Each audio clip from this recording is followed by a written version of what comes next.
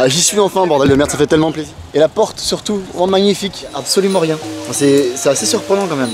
On est carrément dans les décors magnifiques, un peu la Tomb Raider, c'est Devata qu'il a ici, les oreilles vraiment longues et la couronne. Donc la restauration est faite complètement.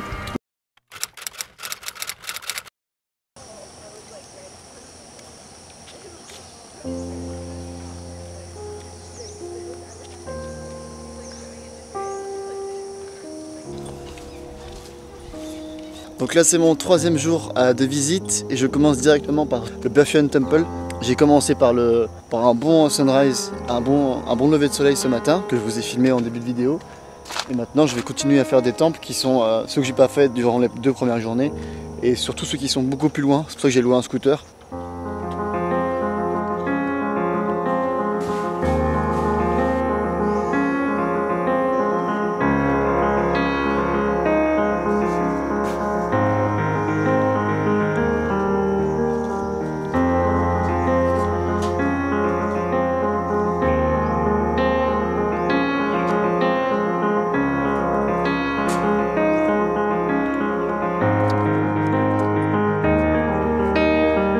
Alors ce qui est intéressant dans ce temple là, c'est que à l'époque le royaume était tellement grand, le roi a décidé de construire un temple, donc celui-ci, qui fait je crois 42 mètres de haut, ou 43, quelque chose comme ça.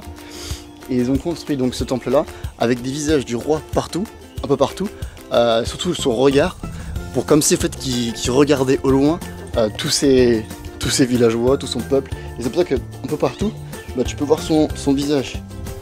Tu vois, comme ici là. Et ça c'est tout le long selon le temple. Et la petite anecdote aussi, c'est que le temple a complètement été détruit pendant la guerre civile et que les archéologues, quand ils sont venus, ils ont dû tout reconstruire, ils ont dû tout remettre en place. Et il y avait, je crois, je sais plus combien de pièces, peut-être, je sais pas, un demi-million ou même un peu plus, tu vois. Ils ont dû tout remettre en place carrément. Et, mais on se dit le travail que ça a dû être encore une fois. Tu vois là, tout derrière là, ici là, c'est par là où on est rentré sur le chemin qui est tout là-bas. Et tu rentres par ici, c'est l'entrée principale. Il me semble que c'est la porte.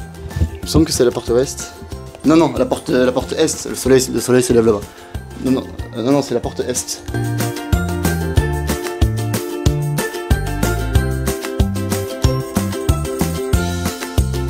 Mais du coup c'est assez drôle de chercher, tu vois, tous les visages un peu à droite à gauche. Enfin imagine-toi juste qu'à l'époque, construire un truc comme ça c'était carrément dingue quoi. Tu imagines à peu près le côté créatif qu'il fallait avoir. Alors là avec les petits panneaux qu'on trouve autour. Juste ici il y a un Bouddha allongé. Bon faut un peu l'imaginer hein, parce que c'est un peu ce qu'il en reste. Je sais pas si ça va rendre bien, je vais essayer de vous filmer ça. Donc là c'est supposé être la tête. Et là t'as tout le corps qui fait comme ça. Pas très bien avec le soleil. Ici.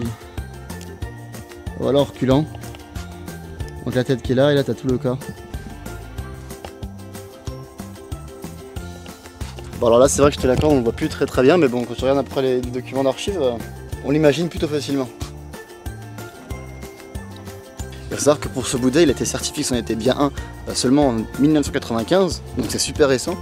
Et les travaux ont été faits pour la restauration en 99. Donc ça fait, donc là on est en 2017, donc ça fait à peine 18 ans. C'est genre super récent quoi.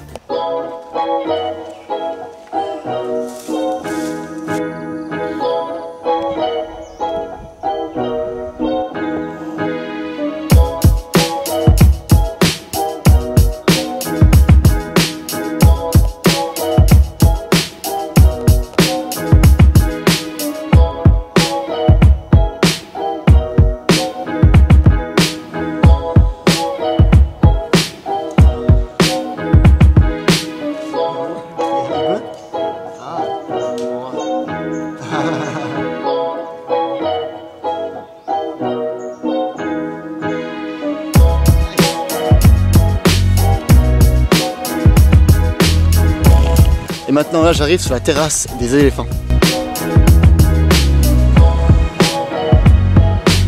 Et qu'on appelle la terrasse des éléphants, tout simplement parce que tout le long, ici là, on peut voir des éléphants qui sont faits à forme de pierre et surtout au niveau des escaliers, et bah ils sont entourés de 3 petits éléphants de chaque côté. Bon, alors sinon en dehors de ça, cette grande terrasse, ça avait plus de cérémonies. Imagine à l'époque, où tu avais le roi qui était ici et tout ça là, c'était rempli de tout son peuple. En tout cas la terrasse, elle est vraiment magnifique. Regarde-moi ça là.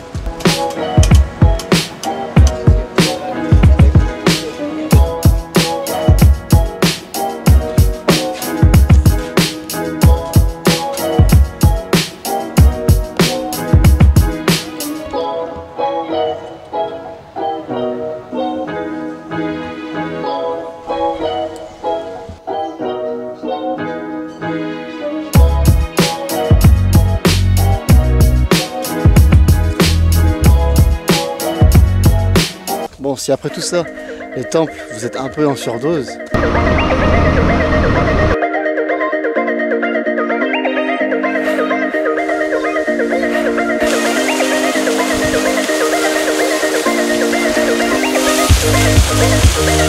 Bon bah voilà, c'était la cascade.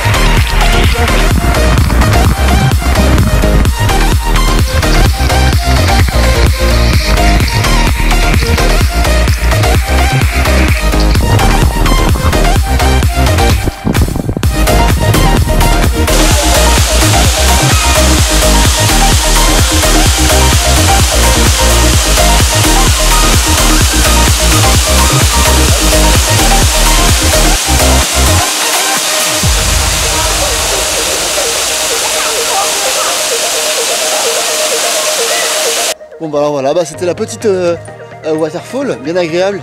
En plus là elle était assez petite, parce que c'est la saison sèche.